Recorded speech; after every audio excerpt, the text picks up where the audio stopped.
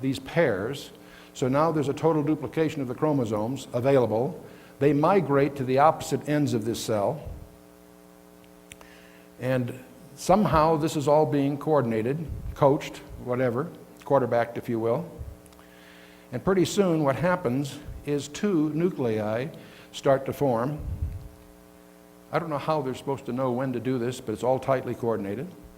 And you'll see the two nuclei form.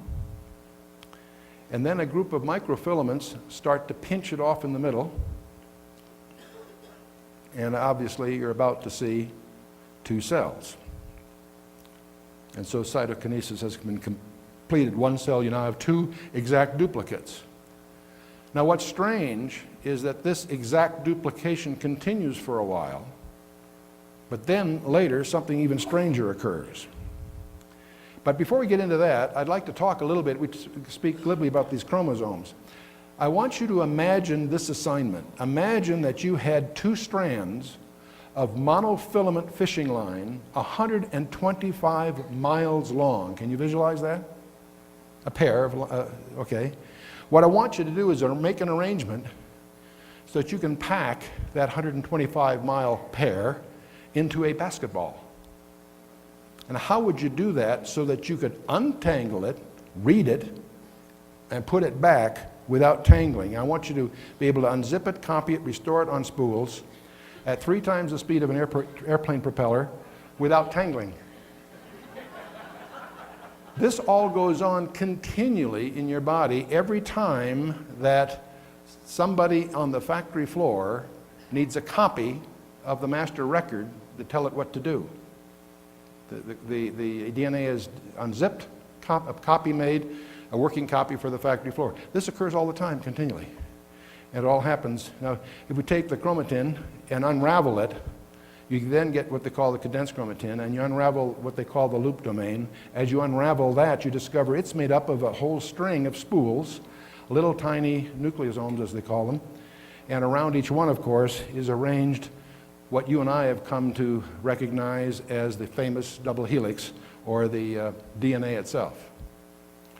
Your DNA is about 6 feet long, and it's all wrapped up in a microscopic location. Now, most of you have seen computer models or representations. I want you to notice this double helix of the DNA consists of like a ladder of code pairs.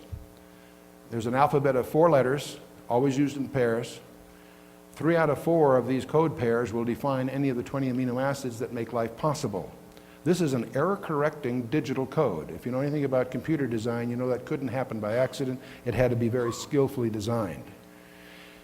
See, life is digitally defined, and that's what Genesis says in Genesis 1:25. It says, God made the beasts of the earth after his kind, the cattle after their kind, and everything that creepeth after his kind. They are digitally defined. They're not analog, they're digital. What do I mean by digital? It's like a watch. If you have a watch with hands, that's analog.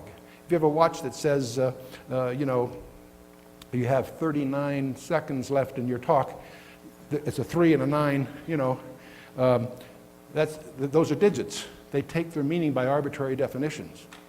They're designed. They don't happen randomly. Now, see, the ultimate technology are thoughts expressed in language. You need to discern the difference between the technology of content and the technology of conveyance. There's a difference between the technology to get a radio signal to your home and a television set and the technology that may be involved in the play or the software that you're watching, if you will. The manuscript versus the media, if you will. Did the ink write the book? You can talk about binding paper and ink. It's got nothing to do with the technology of the manuscript itself. Is it in German? Is it in English? Is it whatever? Is it music? Is it text? You follow me? Totally different technologies. Now, the code of life, of course, is the DNA, and I'll just zip through this. We've just recently mapped the 3.1 billion letters in the human genome, thanks to the competition between the private sector and the government consortium. And they're 5 years ahead of schedule. They're expecting a gold mine of medical breakthroughs through all of this. But the frontier science really isn't microbiology, it's information science. They need to study coding systems that are more sophisticated than most of the cryptography that occupies our National Security Agency. And the element of language, of course, includes semantics. What do the symbols mean? Remember Paul Revere's ride? The simplest example of a signal, of course, is Paul Revere. Remember when you watched the Old North Church? One if by watching the lanterns, one if by land, two if by sea. The first bit of information carried no information. It was just proof that the guy didn't fall off the ladder. He got up there, right? It's the second bit that told him that that's where all the information was. And it also took syntax. Those lanterns couldn't be anywhere. They had to be in the Old North Church. The position is important. Now, the most advanced computers, if the British had had great computers, they could not have broken that code because it's got nothing to do, it's all took its significance by an arbitrary predefinition. If I wrote on the blackboard, M-A-N, what does that spell? Man. Why? Because we've agreed on that beforehand. It didn't happen randomly. It happened by very skillful design from the beginning. So anyway, let's move on. We have simple alphabets. You can make an alphabet that's error correcting. We do that in computer. We call it parity checks. You can make tests on your code to see if there's an error. Some of those tests can be such that not only tell you if there's an error, they can tell you where the error is. They can be error correcting. If you've ever had an opportunity to see the Super Sage machines, the solid state air defense systems, they're built on an 11-bit byte in which you can pull the cards out of the computer while it's running and it keeps going because it error corrects. And it's possible to do that. And you, of course, also have adaptive coding where codes change depending on the needs. Those are very sophisticated, but we find them in the human cell. Now, the building blocks of life, of course, are amino acids. There are hundreds of amino acids, but there's only 20 that are responsible for all of life in the universe. And by the way, they're all left-handed. Mathematically, they're a molecule that's left-handed. If they occurred randomly, you'd have half left, half right. But the right-handed ones are lethal to the left-handed ones. They always joke about, talk about the monkeys in the typewriter. If you had enough monkeys typing for 1,000,000 years randomly, you'd eventually get Shakespeare's play or something. That, of course, is nonsense for lots of reasons, but how far would the monkeys get if every other key in the typewriter was lethal to the monkey? You see? And most proteins are a linear sequence of somewhere between 100 to 500 of these amino acids, and they're of different kinds. The actual molecular diagrams are complicated, but there are certain patterns that allow you to really follow what's going on. There are 20 amino acids that make up life. Half of them are non-soluble in water. Half of them are soluble in water. The non-polar ones, the non-soluble ones, form the core of it. The other ones give it its external characteristics, and some of those are positively charged, which makes it basic, and a couple of them are negatively charged, which makes it acidic. And by these properties and by the sequence they're assembled, it causes that chain to fold up to become a three-dimensional machine to do whatever it is supposed to do. Now this alphabet is a 3 out of 4 digital code, and I won't get into all the details except to just visualize it as it usually goes by 4 letters, A, T, G, or C. That's the alphabet they deal with. And it's interesting that they always come in pairs.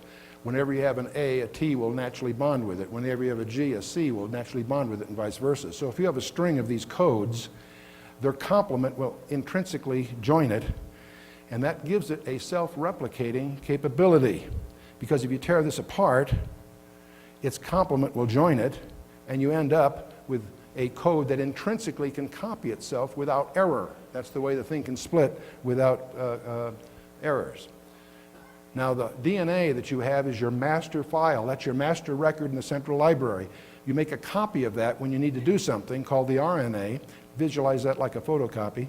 And that gives you, that you send that to the factory floor to manufacture these robots, these proteins that make up the city. Now, the Crick dogma always assumed, for lots of reasons, that you go from the master record to a copy, and the copy goes to the floor, and if you have corruption in the copy, fine, that can be repaired. One of the disturbing discoveries in recent years is that you have it able to go the other way. What happens if you took your master record, went to a Xerox machine, only to discover that occasionally your Xerox machine would change your master record? Would that make you uncomfortable?